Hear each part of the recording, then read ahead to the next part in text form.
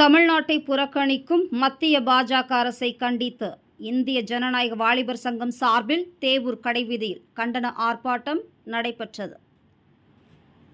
மத்திய பட்ஜெட்டில் தமிழ்நாட்டிற்கு எந்தவித சலுகைகளையும் நிதியையும் ஒதுக்காத மத்திய பாஜக அரசை கண்டித்து தமிழ்நாட்டில் பல்வேறு கட்சிகள் மற்றும் அமைப்புகள் எதிர்ப்பு தெரிவித்து வருகின்றன.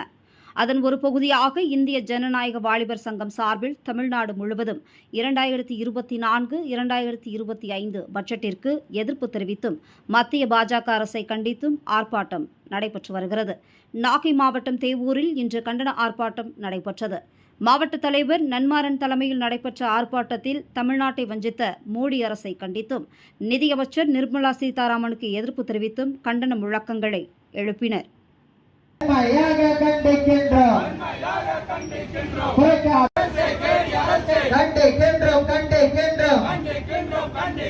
தமிழகத்தின் நிதியை வழங்க மறுக்கும் மோடி அரசு,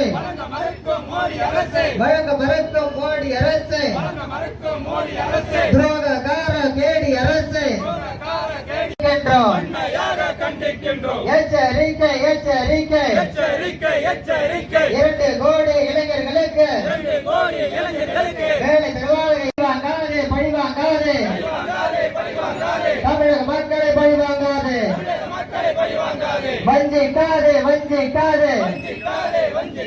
இளைஞர் தலையில் வரியை போட்டு, மக்கள் தலையில் வரியை போட்டு காப்பாற்ற காக்கும் சலுகை காக்க காப்பாற்ற காக்கும் மோடி அரசு, காப்பாற்ற காக்கும் மோடி அரசு கண்டிக்கின்றோம் கண்டிக்கின்றோம்.